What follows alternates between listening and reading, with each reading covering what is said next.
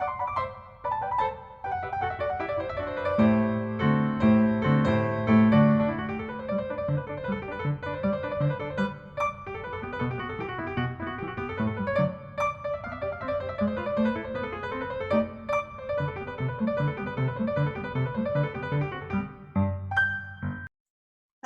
I'm Elaine Smith, the Artistic Director of the Clamour Theater Company.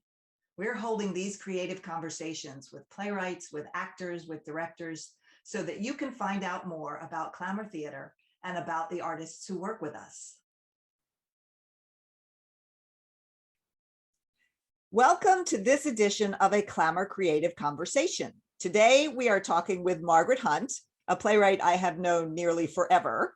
We read Margaret's play, Ravens Feed Us, last year, and we will be doing a developmental Zoom reading of Loose Cannons on Friday, May 21st. So welcome, Margaret, and thank you for joining us. Well, thank you for having me, Elaine. Great. Please tell our viewers a little bit about yourself, just a little introduction.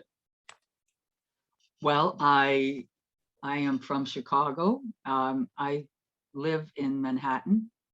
I was an actor before I started writing plays, and I think that learning to improvise, which is mostly the kind of acting I did, was improvisational.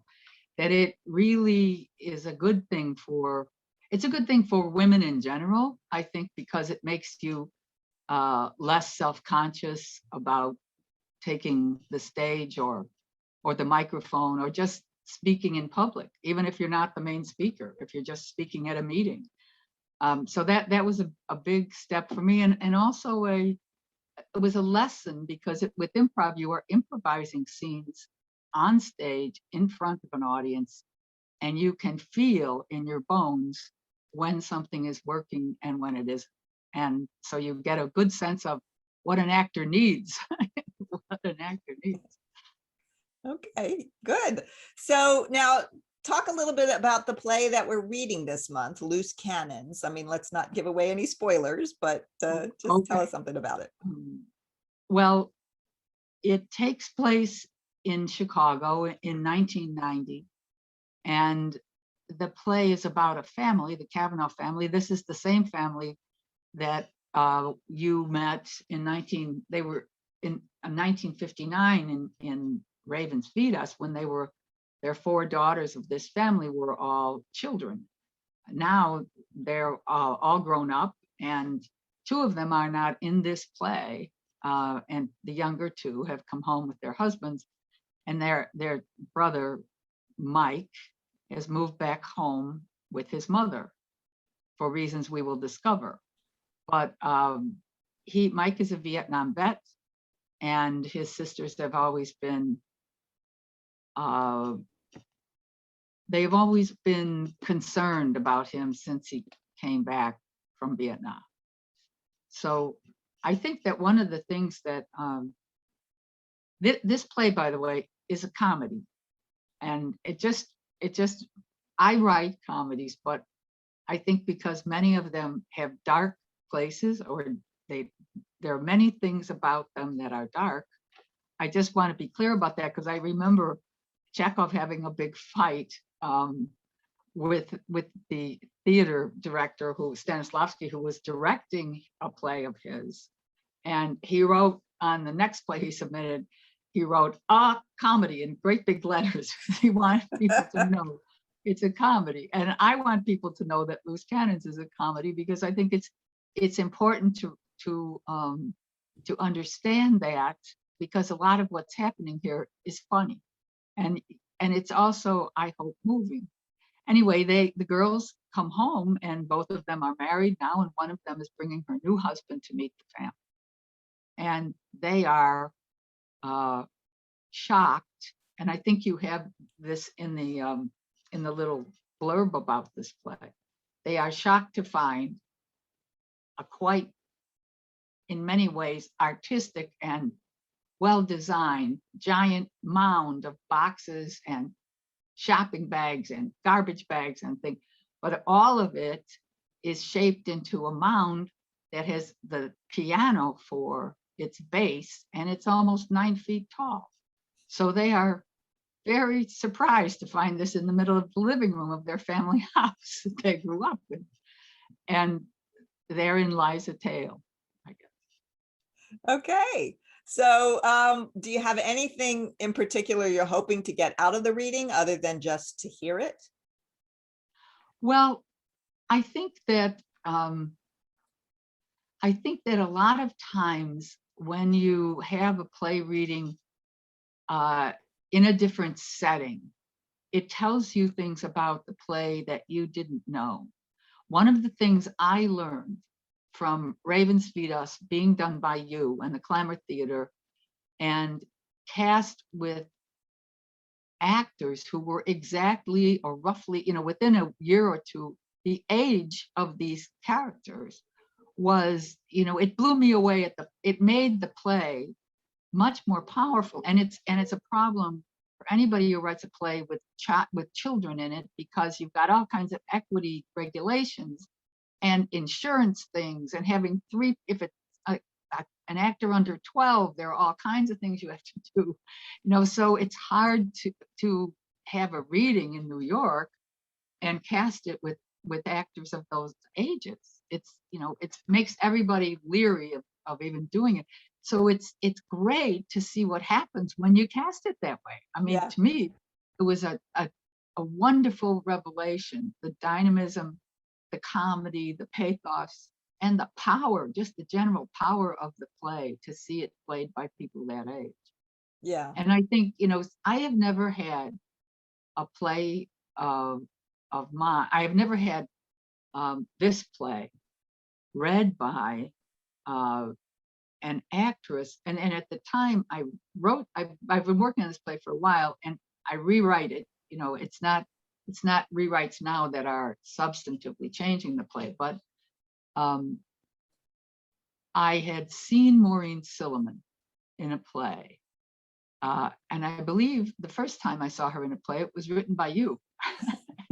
I think that may be correct. I believe it was called Angels and Ministers of Grace Defense. And maybe it was changed to just Angels and Ministers. It's changed to Angels and Ministers of Grace. Of Grace. Well, anyway, I was knocked out by her.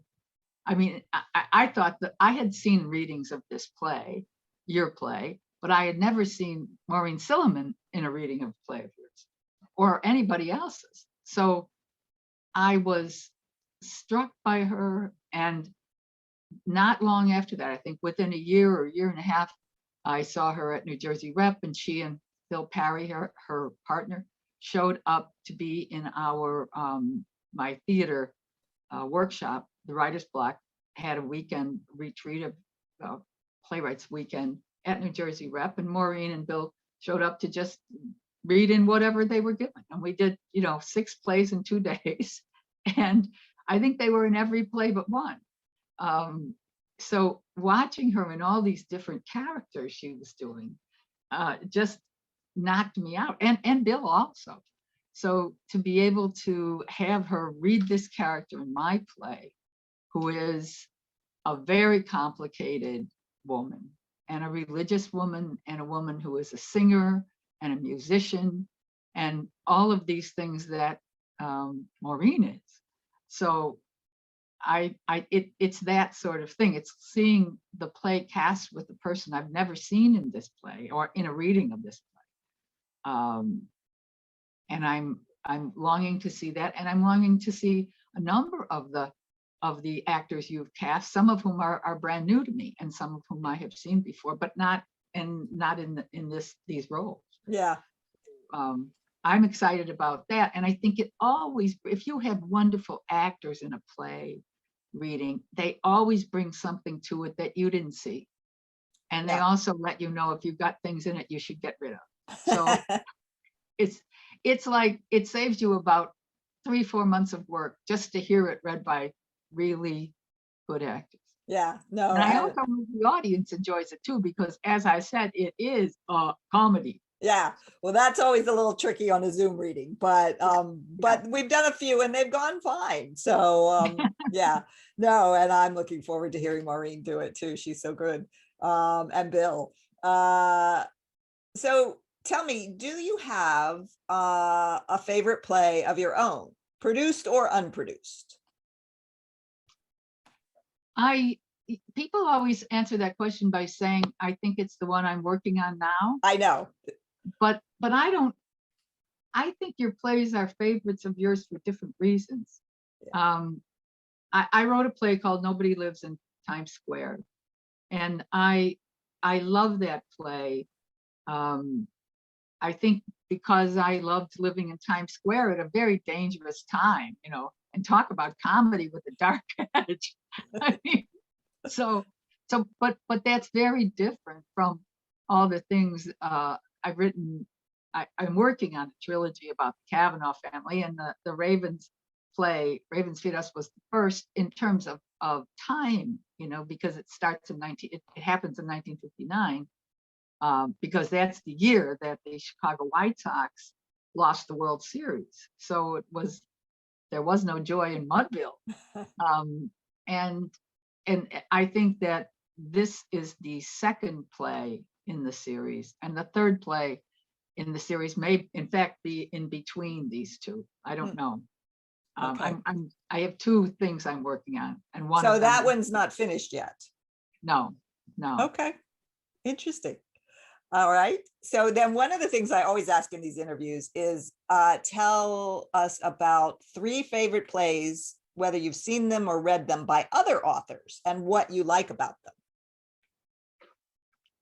Well, I think most recently, I was talking with a friend of mine, and I mentioned I loved Tom Stoppard's play Arcadia, but I did not like I happened to have seen it in London before I saw the Lincoln Center production. The Lincoln Center production was fine, except that I think they sort of missed they missed the most important part, some of the most important parts, because the woman who played the mother of the genius girl was much too nice. So a whole lot of the conflict, the central conflict of the girl with her surroundings, kind of got weakened as a result. But I love that play, and I also love his play, The Invention of Love.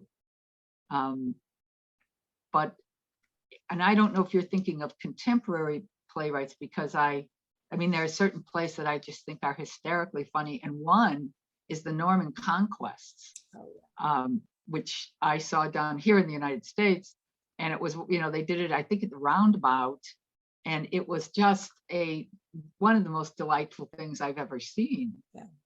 So those happen to be 2 British playwrights. Yes. But there are many American playwrights I think are wonderful. It's just that, we haven't been to the theater in how many? I'm a year and a half. I don't know. Or longer. I mean, Yeah. we've watched some things. I also think, just to say this, even though you only asked me for 3, Martina Mayock, her play, The Cost of Living, which won the Pulitzer Prize, I don't know, 3 or 4 years ago. Often plays that win the Pulitzer Prize don't deserve them. That play, Cost of Living, was just wonderful, and presented immigrants. I mean, it's just a terrific piece of work. If you have the opportunity to see it. It's great. Yeah, well, I asked this question of all the interviewees, and I'm keeping a long list, and I'm thinking I may spend, the next 10 years just reading these things. Have to catch up here. So that's great. Well, we are so happy that you could join us today. For our viewers, if you would like to attend the free reading on Zoom of Margaret's play, Loose Cannons, you can make a reservation at the Clamour Theater Company website, which is also the place to go for information on our other events. And you can find us on Facebook as Clamour Theater Company. We post all of those URLs in the description below. And if you'd like to see more interviews like this one, please hit the like button and subscribe to our channel. Margaret, thank you so much for taking the time to speak with us today and letting our audience get to know something about you. We are really glad you have been able to join the Clamour community. Well, thank you, Elaine. And I've very much appreciate your slogan, make a noise. Yeah. Thank you. I appreciate that. And so thanks for coming. Everybody tune in Friday, I'm about to say March, May 21st at 7 p.m. Eastern time to Loose Cannons by Margaret Hunt. Thanks. Thank you.